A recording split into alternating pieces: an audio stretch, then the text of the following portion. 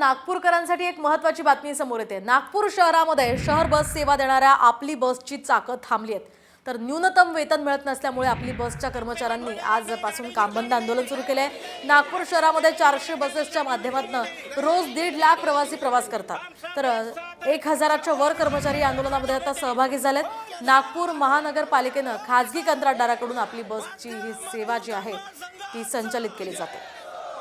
मजदूर कामगार संघर्ष हमारी मांगे पूरी करो, हमारी मांगे पूरी करो। भारत माता की जय, भारत माता की जय। मी फक्त हे पगार वाढीसाठी आंदोलन करत आहे। आमचे काही अशा अटी नाही आहे।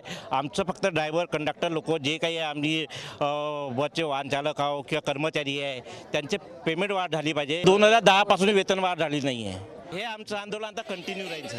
आज पहिला दिवस होता, आज कमी संख्या आहे, उद्या याच्यापेक्षा आणखी जास्त वाढ होईल।